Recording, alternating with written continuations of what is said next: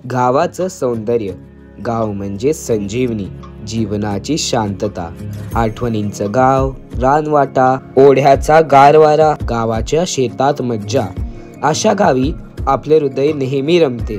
शेतामध्ये हरित रंग, हिरव्या धान्यांची गोंडी. माझ्या गावी शांतता, सुखाचा ठाव. येथेच आहे जीवनाचा खरा आधार. आज मी तुम्हाला धारूर तालुक्यातील तांदळवाडी या माझ्या मूळ गावाची संपूर्ण माहिती देणार आहे. तांदळवाडी हे गाव सर्व गुण संपन्न आहे. गावामध्ये सर्व सुख सुविधा उपलब्ध आहेत. गाव छोटेसे असले तरी या गावाचे वैशिष्ट्य म्हणजे प्रत्येक घरातील एक तरी पुरुष नोकरीला आहे. माझा जन्म जरी पुण्याला झाला असला तरी माझी नाळ गावाशी जोडली आहे. नमस्कार मित्रांनो, तुमचं परत एकदा मनापासून स्वागत करतो मी या नवीन ब्लॉगवर. तर आज मी आलो आहे माझ्या मूळ गावी म्हणजेच तांदळवाडीमध्ये आणि आज आहे वेळ अमावस्या. तर मी तुम्हाला दाखवणार आहे माझं संपूर्ण गाव आणि येथे वेळ अमावस्या शेत शिवारात कशी साजरी केली जाते. तर चला आता आपण जाऊया.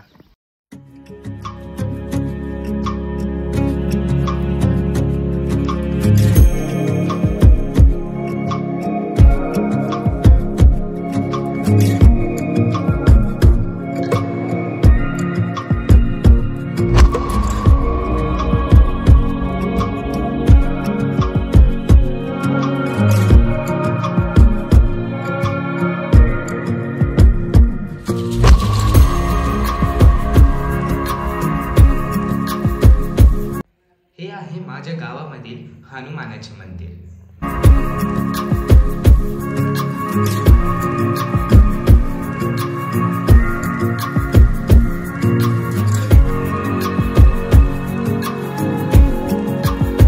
ही आहे माझ्या गावातील म्हणजेच तांदळवाडीमधील ड्रॅगन फ्रूटची बाग.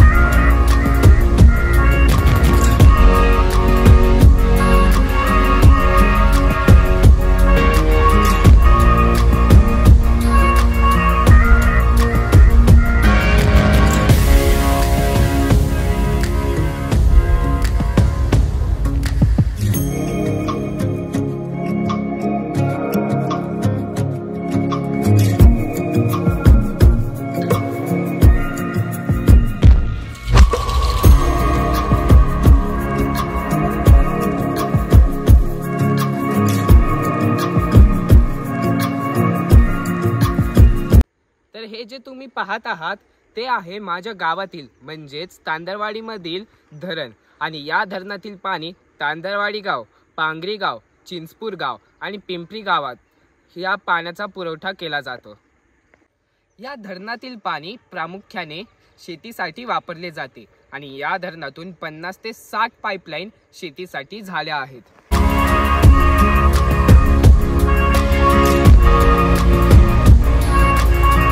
हे आहे माझ्या गावामधील वॉटर प्युरिफिकेशन प्लांट आणि येथे तुम्हाला 5 रुपये देऊन 20 लिटर शुद्ध पाणी मिळेल. गावातील मंदिराचा परिसर हिरवाईने नटलेला आहे. हे आहे गावामधील ग्रामपंचायत कार्यालय.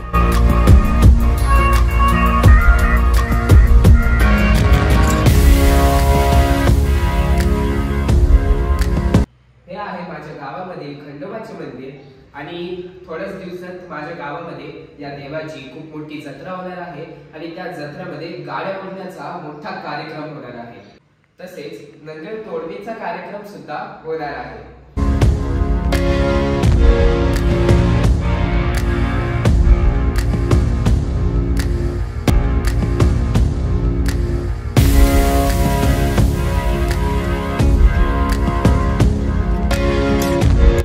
गावामध्ये पिण्याच्या पाण्याची टाकी आहे. तसेच रस्ते सुद्धा सिमेंटने बांधले आहेत.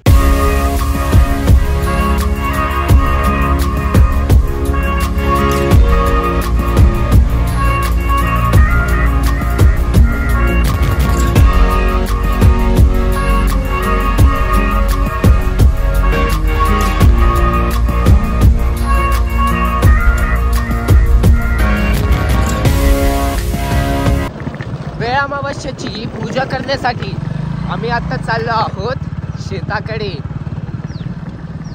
हाय माझा दाजी, ज्याला तुम्ही देवकुंजच्या ब्लॉग मध्ये सुद्धा पाहिला असेल.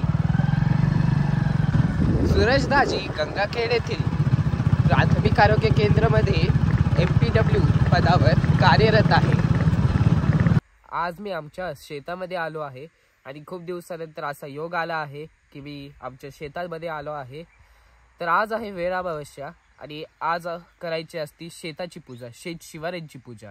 हेच शेत शेतकऱ्यांना अन्नधान्य देते, समृद्ध करते. या शेतीचे ऋण फेडण्यासाठी किंवा पूजा करण्यासाठी आपण वेळ अमावस्या साजरी करतो. वेळ अमावस्या शेतात कशी साजरी केली जाते हे मी या व्हिडिओच्या माध्यमातून तुम्हाला दाखवणार आहे. वेळ अमावस्येच्या दिवशी शेताकडे येण्यासाठी लोकांची लगबग दिसते.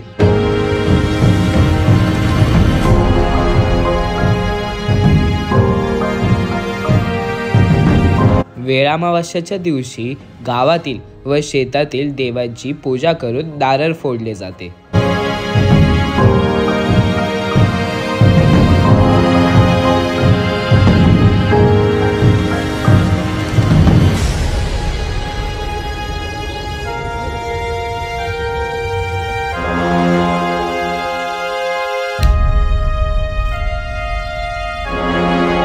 भारत कृषीप्रधान देश असल्याने देशात शेतीशी संबंधित अनेक सण उत्सव साजरे होतात. यातीलच एक सण म्हणजे वेळ अमावस्या. वेळ अमावस्येच्या दिवशी ज्वारीच्या पेंड्यांपासून कोप तयार केला जातो. मार्गशीर्ष अमावस्येला हा उत्सव साजरा केला जातो. पेरणीनंतर येणाऱ्या 7व्या अमावस्याला हा उत्सव होतो.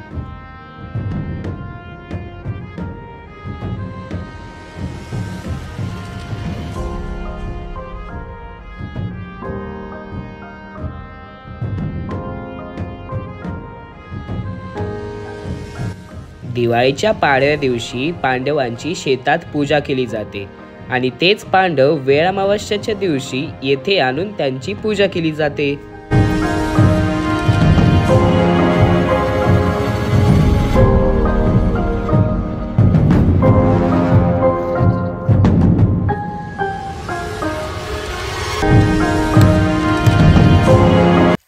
पांडवाची पूजा करून मी आता पाया पडत आहे.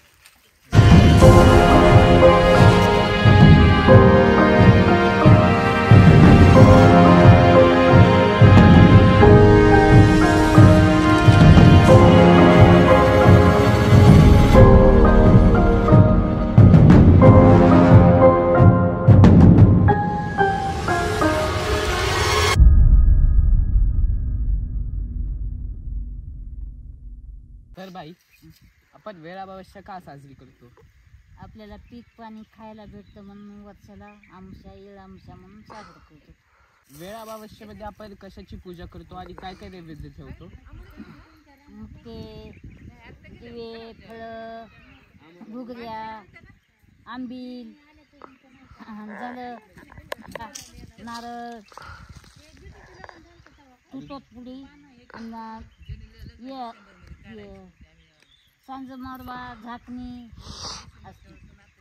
आणि आपण पेंड्या उभ्या कराव्या लागतात, ज्वारीच्या बांधावं लागतं, त्याला त्याच्यानं साजरी करावी लागते. पांडवाची पूजा. अशा प्रकारे पांडवाची पूजा केली जाते आणि पूजा झाल्यानंतर पाया पडून झाल्यानंतर सगळे एकत्र जेवतात. वेळ अमावस्येच्या निमित्ताने सर्व साखरी कुटुंब एकत्रित जेवायला बसले आहे.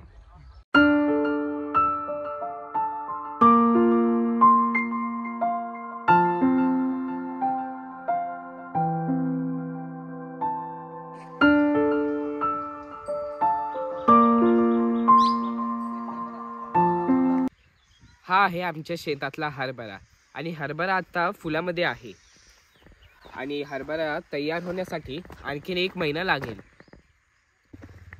हा आहे आमच्या शेतातला गहू आणि हा गहू पूर्ण तयार होण्यासाठी आणखीन 2 महिन्याचा कालावधी घेईल. आणि जो तुम्ही मागे पाहत आहात तो आहे ऊस. ऊस आता काढणीला चाला आहे.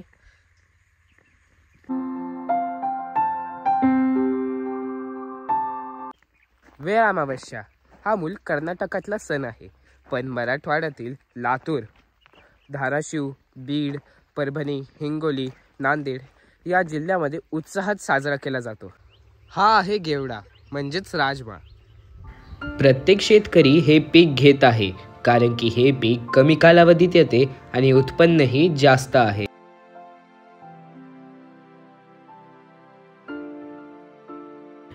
या हंगामात गहू, ज्वारी आणि हरभरा हे पीक घेतले जाते। ही आहे ज्वारी आणि ज्वारी हुरड्यात येण्यासाठी साधारणतः 1 महिन्याचा कालावधी लागेल।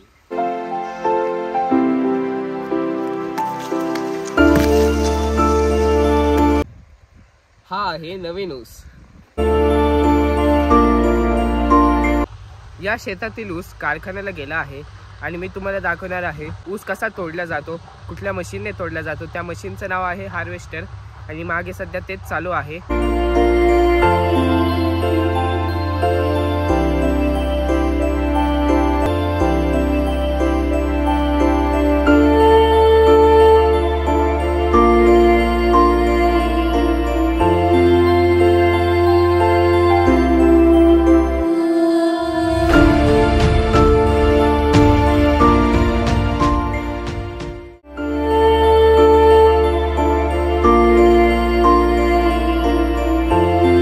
तोडणाऱ्या कामगारांचं जीवन किती कठीण असतं हे तुम्ही पाहू शकतात। उघड्या वाऱ्यावर स्वयंपाक करायचं, तिथंच राहायचं।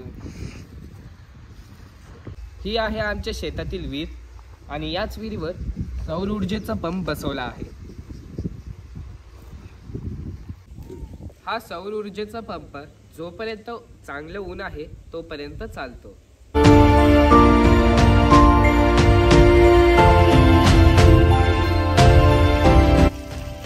हे आहे स्प्रिंकलर आणि आता हरभरा भिजवला जात आहे।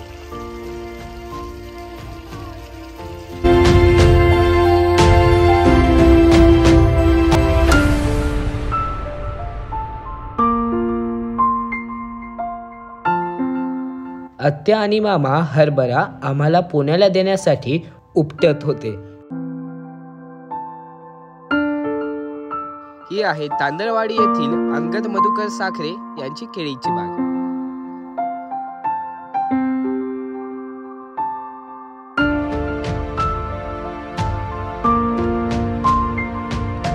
माझ्या आजोबांनी नवबप्पांच्या इथे ऊसाचा रस पाजला आणि तेव्हा मला समजले की शेतकरी मनाने खूप श्रीमंत असतो।